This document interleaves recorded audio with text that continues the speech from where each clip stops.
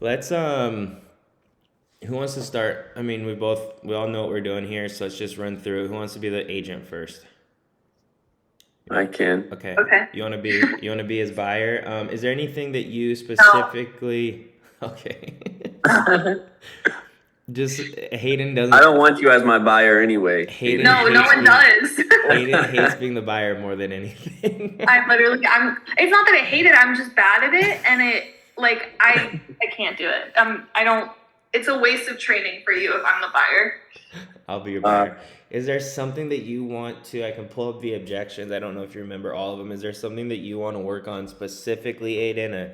A Zillow call, a I have an agent. I mean, what do you have a need for I that mean, I you? guess I know the basic like scripts to how to hit each one now. So either one I choose, it's maybe going to sound like a repeat, but I guess an interesting one that I think could happen is interest rates start to drop a little bit, and then buyers are going to ask, why don't we just wait for the rates to continue to drop a little more and more? So that's something I could see possibly popping up. Like, say interest rates hit the sevens, then 6.5. Why would buyers then want to go buy when six is still high for a lot of people? And so, if it continues to drop, why not just wait? Okay, all right, it's a good one. We're definitely going to be hearing that. All right, Which, yeah, I have no idea how I'm going to attack this, but that's an issue that you, Be relevant very soon. yeah. you'll figure it out here. It's a good problem to have. All right, we'll do it. So let's just say we'll just be in person at first showing. Okay, so yeah, I'm excited, man. This is good. I think another like 6 months rates are going to be really low, and then I'll probably be ready to buy at that time. Great. And so what's that time? You said 6 months? Just So just whenever the rates go. I mean, they're starting to come down, and everything that I'm hearing in the news is they're gonna keep coming down, right? Like, I mean, it's nice that they're not 8 anymore, but why would I buy it like 7.5 when I could wait 6 months and they're gonna be like 6.25 probably or something, maybe even 5 if we're lucky, right? So, yeah, I think I'm just gonna wait until I see like a 5 or a 6 because I do see it coming shortly. okay. And so is your ideal interest rate sounds like it's around 5 or 5.5, something like that. So we're close, Yeah, but just whenever I kind of see the rates stop coming down, I think is when I think we should really pull the trigger. I just get more bang for my buck. yeah, so what I've experienced is when those interest rates get to a certain level, especially if they just keep decreasing, we're going to see some more competition hit the market, more buyers hit the market. A lot of people are having that thought of let's wait until it really does hit the bottom, say it's 4%, 5%.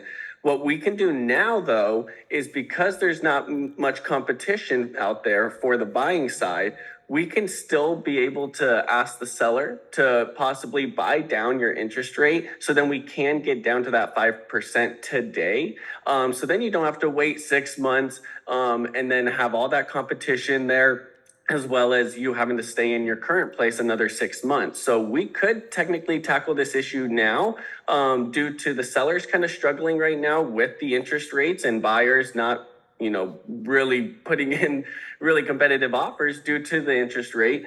Hmm.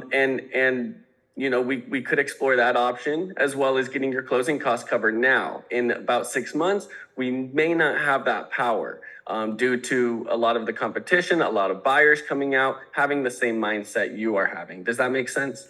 Yeah, that makes sense. I just have so much money though. I'm not worried about the closing costs. I can cover that myself. It's more about that rate because that is gonna save me like $300 a month. So that's more important to me, honestly. Yeah, and I think now more than ever, properties are negotiable. I think in 6 months that may be a little different. So I think, trying to buy down that interest rate, whether it's with your money or with the seller's money, we can then take off the purchase price if you would like to buy down the interest rate. But we could have the seller take care of that, and then you just tackle the purchase price. as well in the negotiation. So there's a few ways we can do this. My goal is to just make sure you get the interest rate you want, which it sounded like it was around 5%, which we can even possibly get that lower depending on what options we explore. There are some new build options that could get us even lower than that, so we can explore that as well. But plenty of options out there for you. I just wanted to let you know that yes, that interest rate is possible in today's market, minus the competition that you may be encountering in about 6 months. That's interesting, but I don't know. I don't really want to have to ask the seller to do that, so I think I'm just gonna wait until they come down. Honestly, makes more Okay. sense. Yeah, and sounds good. I mean, in the seller's eyes, it's going to be the same thing, whether they have to do a price reduction in their property or give some concession slash credit to the buyer to make this property sell. That's kind of what most sellers are experiencing right now. So they are open to giving those credits. It's not like it's much of a burden. It's just the same as taking off the purchase price and negotiating that. So those options are available, and I would love to explore them with you and make sure that, we do get the property you want at the interest rate you do want as well, and make sure those monthly payments for you are very comfortable. Yeah, I know. I know I'm gonna get the rate that I want, and I know I'm gonna get the rate that I want when they come down, and so that's pretty important to me. Yeah, and again, we can always wait those 6 months and try and buy down the rate then. I just a heads up though, it probably will be more difficult, but again, then the rates will naturally come down. I do see that again, the competition though is going to be up there, so prices may increase. Where right now we're kind of in a lull in between where that negotiation power in your hands can really benefit you. Okay. Yeah, why don't you just follow up with me in like 6 months then, and then we'll go from there. Yeah, what I'll do is I'll send some monthly updates about the interest rate and what kind of differences and changes we're seeing here and there. So as soon as I get word from some of my lenders, I'll be sure to let you know as soon as I hear anything. So, Okay. All right. Thank you, sir. Appreciate it. of course, of course. What'd you think, Hayden? I thought that was good. I probably would have, I liked everything you did. I wouldn't change any of that, but I probably would have also gone more into like, how would you feel if you lost your dream house 5 times in a row? Like, how would you feel if you weren't able to get an inspection, or if you had to pay 10,000 extra dollars out of pocket because it appraised low? Like, stuff like more of the risks of like buying in that market, because like those are super real, and like I feel like those are strong points as well, but I do like everything that you said. So what would be the risks of waiting in that market? What would be the biggest three things we're losing out? Yes, we're gonna get the rate, but what would we miss out on? And let's put it into a perspective of like people that we are actually going to be seeing, right? Like realistic, like these are families, they make good money, like they're not attached to these homes. So let's take out like you losing your dream home. What are the other ones besides those? I mean, sales price goes up. Yeah, You okay. probably are going to have to write multiple offers. You're going to have to waive inspections, appraisal contingencies. You're going to have to move extremely quickly. Like, there's the only benefit to buying in that market is quite literally the rate. Okay. Anything else on that, Aiden, that you would add? No, I mean, that's pretty much the main concern of mine is, yeah, the appraisals that are going to have to be waived or renegotiated with, and the purchase prices, it's just going to kind of even itself out no matter what. So, yeah. Yeah.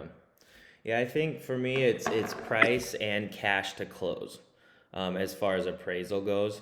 Now I threw out closing costs, right? Because I wanted to take that off the table because like you present okay, so going back to what you did, right? I think you guys are right. Going back to what you did, like it was too easy for you at the beginning because you're good at this, right? And you're good with helping people and providing solutions. Like it's so second nature. Like a year ago, Aiden wouldn't have been able to like have that conversation so smoothly, and even without scripting very much for the past, what's it been since we've scripted, 6 months or whatever, right?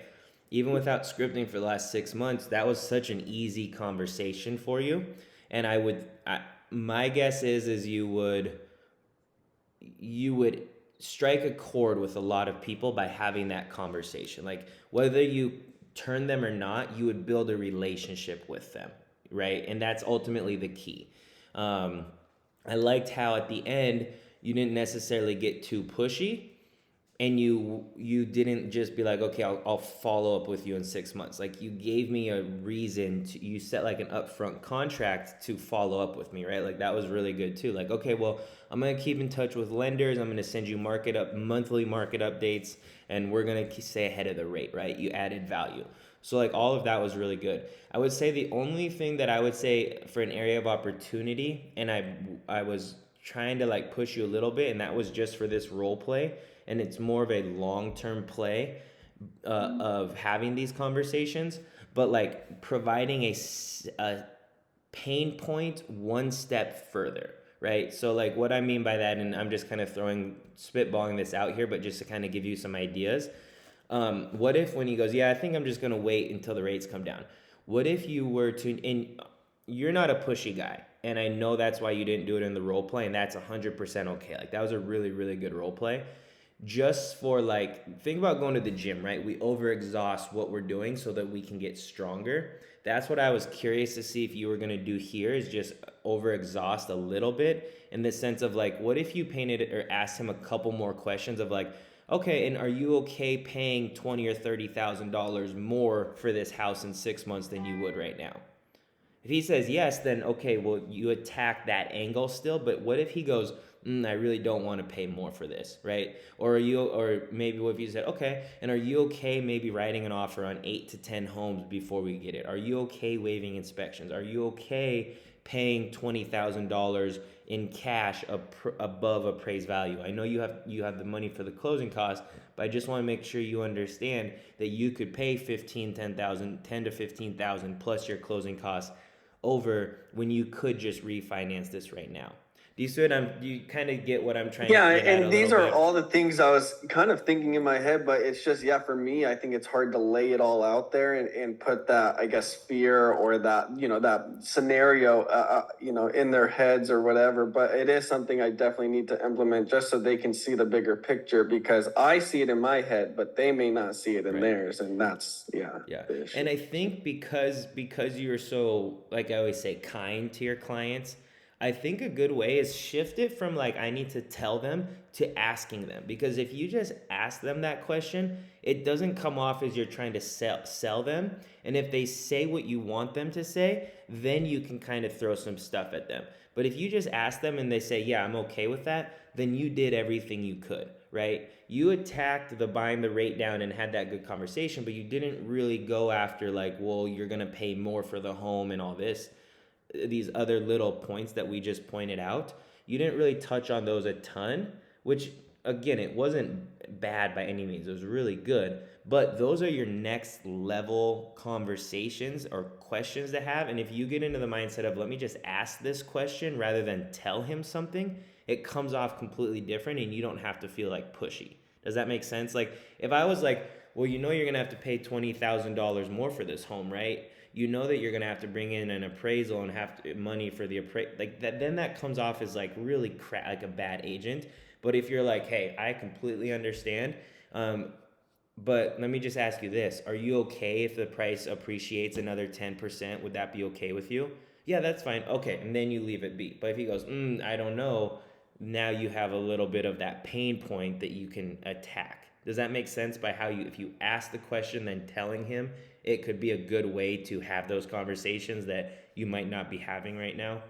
Yeah, no, definitely. And not answering it for him after I question it either, or ask it, because that's what I'm good at too, is asking it and then going, probably not, right? But I should probably just let them answer it. So even asking the question part, I need to work on. But yeah, I definitely see where it can go, and yeah, what I am missing in there. Yeah.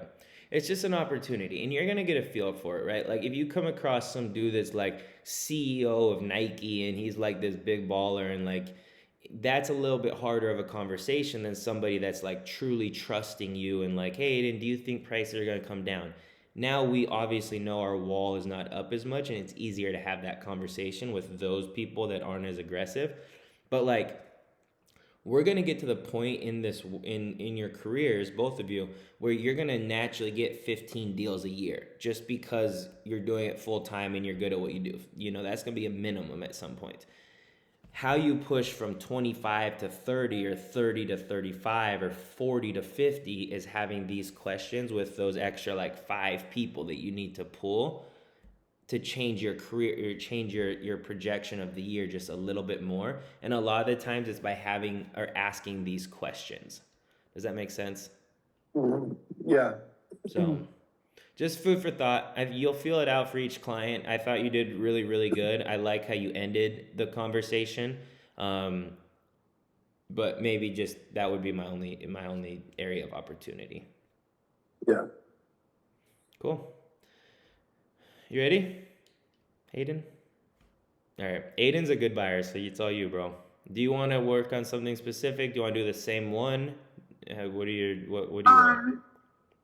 Can we do, I have an agent? Yeah. You be the buyer, Aiden? Cool.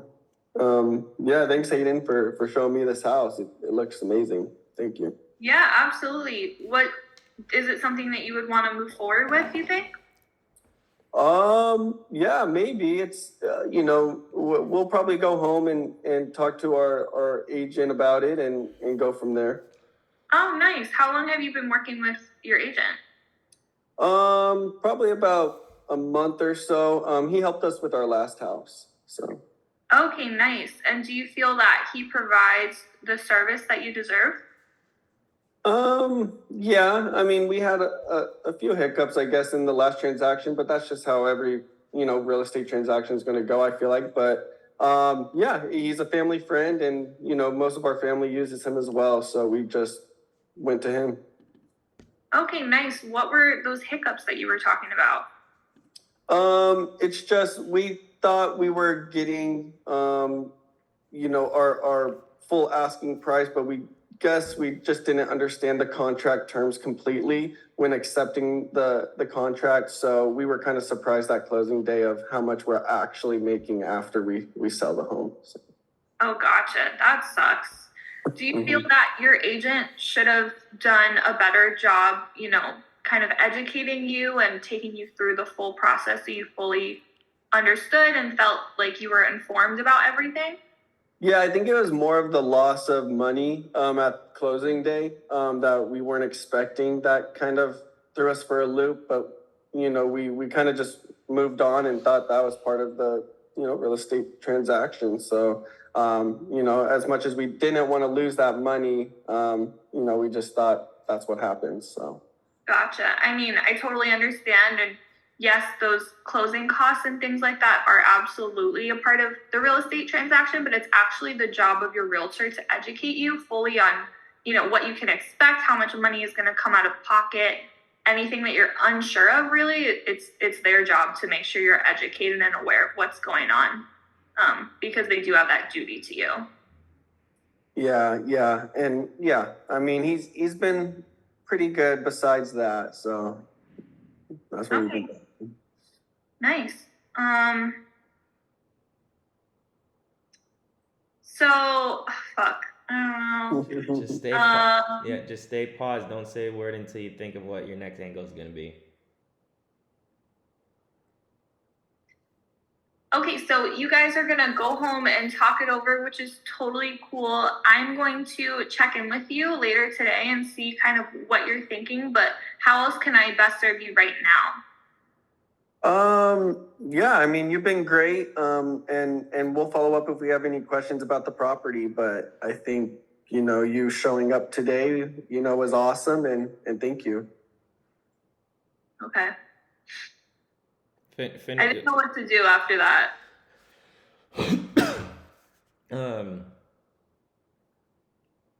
How did you feel, Aiden, about how she did? Yeah, pretty good. I guess like if it was my friend, I don't know, they should walk me through the process. I guess a question you could ask in this is like, why aren't they here? Helping you. And I think that was the only other question I could think of. But besides that, like, I don't know where you would take this really. She did say all the things that should have been done. It's just, yeah, where do you go from there? So, yeah, that was like my problem because I felt good about like that objection and everything. But then I was like, okay, like, how do I lead to next when, like, I don't know. Yeah. I would say, in my opinion, I like the approach you took. I like how you basically like pointed out all the flaws and then you just kind of moved on, right? And that's probably how I would have taken it, because I don't think in this situation you really have an opportunity. Like, if you wanted to be bold, and some people would, some people wouldn't. It's really a personal thing. But if you wanted to be like, well, since they made that mistake, would you be open to me working with you? You could take that route. I would have taken the route you took and just been like, well, don't you feel this? And how about this? And how did that make you feel? And why aren't they here? And all these questions that get him thinking like, wow, I do deserve better representation. And then I would just provide a ton of value at the end, right? Okay, well, that makes sense. Well, what I'm going to do for you is I'm going to follow up with the listing agent. I'm going to get all the information we need. I'm going to send you the disclosures if they have them attached so that you can see it. And then I'm going to touch base with you tonight, and I'm going to see if you're still interested in writing that offer. Does that sound good to you? Yeah. I think like in the future, I might be potentially more comfortable than I am now being more aggressive with that one. But like, that's my main problem right now is like, I can't because like I'm still a new agent, and like if they're family friends, and he said like, oh yeah, we like my whole family works with him, and like he did our house and like all this stuff. I was like, okay, well, Yeah.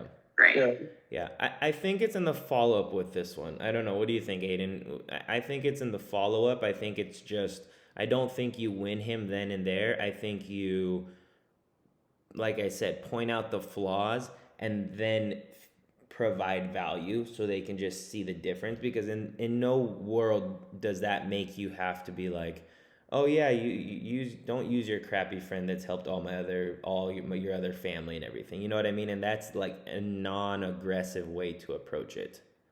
Yeah, and in an actual like client, yeah, you're not expecting them at that meeting to be like, oh yeah, I'll go with you, like switch. So yeah, I think that would be the best route, is just say, you know what, I'm going to bring you a bunch of value tonight. When you get home, I'm going to have all of this laid out in a nice email with all the info you're going to need. And hopefully that wins, them over with your, nice formatted email with all the details and, the spuds on there. So you're covering their butt so they're not under contract and then getting the spuds. And yeah, just trying to show that you'll cover all the bases before even going to the next step. So yeah. And this is kind of ties all back into like Zillow reviews and things like that, right? Your online profile, social media, things like that. Because maybe in this situation, you get home and you send them like I have an email put together, like an email template that's basically like my resume. It has like my Zillow link, and then it kind of has like all my like accomplishments and production and things like that. So like obviously right now you wouldn't be like, oh yeah, look at my Zillow reviews. You know what I mean? You wouldn't do that yet. But if you make that an emphasis, at some point you'll get to the point where like now you can send over an email that shows the work you've done and your testimonies and your production, and that can help sell him at that point as well. Does that make sense? Yeah.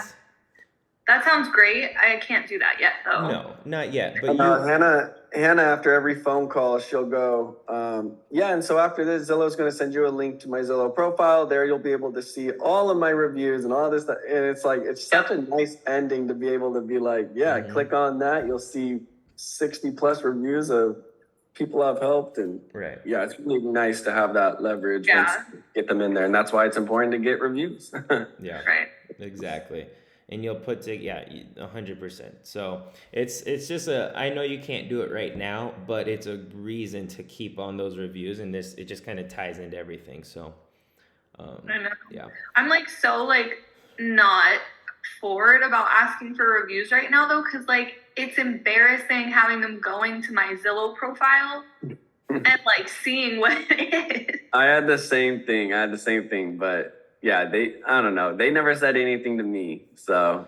Yeah, I don't know if they necessarily go. If they really like you and stuff, they're gonna basically just go to that link. They're not gonna judge you. Like a lot of the times, these people know that they know that you're newer, right? Like everybody you worked with probably knows because they've told, like they know more than you think they know. Let me just put it that way. Okay. A lot of the And times, not every time, yeah, but I don't know. Yeah, I feel like that, and then the Facebook, like client follow up or the past client page. Creating that was even hard for me, Hayden. Even when I had like 7 closings, because I'm like, oh my gosh, I'm gonna invite 7 people, and they're gonna be like, the only members in here, and Yeah, literally. yeah. So even doing that was kind of hard for me, but just doing it, not one person said, or messaged me saying, "What was I your first deal?" or any of that. So think about it in this way. Let's say you have 10 deals done, but you didn't ask for reviews because you didn't want to yet. That person at your 11th or your first still sees 0 reviews. Like it really doesn't matter what number they are if you don't have somebody start, right? You add somebody to your Facebook group. If you have 25 deals but you haven't added anybody, they're going to be like, oh, why am I the first person in here regardless? You know what I mean? So it doesn't really change much anyways. And now that with Zillow though, I feel like it's better. Like almost, I haven't waited. Like I have asked for them, but I haven't really pushed them. But like it says like 2 deals closed in the last year or whatever it says. Like like if I have no reviews, but it says 12 deals closed in the last year, it looks different from no reviews and 2 deals. But let me ask you this: what does that change exactly? You've already closed. They're happy with you. What does it matter what it says there? I don't know. You know what I mean? Like it's fine because like ultimately you're closing a deal and like you're not going to ask for a review from somebody that is was a bad experience anyways. If it was a good experience, then they don't care how many you did because they're happy that you treated them so good. And if you do good for them even as their first, they're going to be like, holy shit, like this girl has a career in this because I'm her first deal and it went that good. Like she gave me that many resources, she was that professional. Like that's awesome. Like it's a much different mindset than what you're truly feeling over there. And I know that's easier said than done, but you have to start somewhere. I mean, look, like Jason at some point, he had to start somewhere. Tiffany had to start somewhere. Tony had to start somewhere. Like these people did start somewhere. Have you sent the email out to them to leave the review? Yeah, I don't really I've brought it up lightly, but I definitely don't follow up about it or push it super heavy. I'm just like, yeah, I would really appreciate it, but I don't go too in depth with it. I would just try and tell them through the send another text and just be like, it's so important for our business, being an agent out here. It would really benefit my business if you could do that. I don't know, that's usually something, but I would say that's one of the most important things. And to really, I know it's uncomfortable, but I would say after your 4th or whatever, 5th one, you're going to feel so fine asking for a review at closing day. And even after the email and text, it's just going to be so normal and not feel like you're, forcing them to do it and all of that. And I think it's really crucial. And I think you'll be able to tackle it. And I say try and tackle it. Yeah. Andy and Christina, the deal we closed way out in freaking Tucson, basically. Yeah. That was a agent referral that pulled me from Zillow. You will get deals from it. Jason gets multiple deals. I don't get as many as Jason, but I do get a few. What people are doing is they're going to the Lawton team because we're first in Arizona, and then they're looking at the top recruited people, and that's how a lot of the times people are getting referrals, right? Yeah. Unless they know somebody. So it brings you business. Sorry. No, and another thing is I spaced it because I interrupted the guy. I'm sorry. I totally spaced it. Sorry. You're all good. I was going to say, you can always say, if someone questions that, you have 0 reviews, you just got to a new team or something. You can always say, you know, you were doing it somewhere else or whatever. But yeah. I wouldn't. Yeah, keep pushing them. Back to the scripting though, but to the scripting tied in, you see how those things can benefit you down the road though, and that's why they are important. So I put together this. I don't know if anybody has access. I wanted to kind of finalize it. I know we have like our scripts that we have written out, but here's like a checklist. It's a lot easier. It's just like our main questions or key points to all of these. Obviously, this conversation can go a million different ways, but this is a good thing to maybe look at night every once in a while, you know, whenever you have a few minutes, whatever. So I'll send this over, but it's just basically bullet points of, you know, all of the main objection handlers here. So it's just a good document to have. I'll put in actually what I'll do is I'll put it in the domain drive as well. Yeah. Okay. So cool. What do we got? We got 5 minutes left. Let's wrap it up here. Unless you guys have anything that you want to add, questions you want to go over, anything like that. I just have a quick question. Are we gonna start like the next Friday meeting at 10? It'll start next time. Yes. So the only reason I'm moving is because we have that long Zillow meeting like the last Friday of every month, and it sometimes gets in the way of these. I don't want to have to be okay, this one's at 10, this one's at 9. I just want to move it to 10 so that so that it's consistently at the same time. So yes, that will be at 10 o'clock moving forward. Oh. Did you guys see the email I sent with the scripts? Yes, or some of the templates to use to reach out to your database? Yeah, I haven't clicked on it, but I saw that came in. It's all from the Tom Ferry event. I basically just took all the good stuff and I took out all of the fluff that you guys don't need, or that don't pertain to anything that we do, and put in all the good stuff. They're all very situational, of course, right? A lot of it's buyer or seller heavy, so obviously we need to get, you know, more seller leads and stuff like that, but there's some pretty good stuff in there. So I would take a look at it and try to implement a few of those things when you can find opportunities for them. Yeah, sounds good. So, Thanks. cool. Alrighty, guys. Well, good luck this weekend. Let me know how that land offer goes if you get that submitted. And Signed it. Guy, my Zillow starts this week, right? I think it starts tomorrow. Yes. Okay. Yep. And that's like, for a while until they cancel that. Until they change it. Yeah. Yeah. It's not just like, oh, we need you for this Saturday. Like it's moving forward until they revamp it every month or 2 months. So like, who knows if I feel like I'm about to get like crazy busy being 3. Yeah. Yeah. I like it, but yeah. So it should start this Saturday. I'm pretty sure. Yeah. I like Saturdays too for calls. So. Yeah, it's pretty good days. And then J-Mac texted me last night and was like, I saw Hayden get one under contract. That's awesome. So he's noticing, and that's good too. You got one under, Hayden? Yeah, I got a land under contract, and then we got it accepted yesterday, and then last night he wanted to write another one for another piece of land. So oh gosh.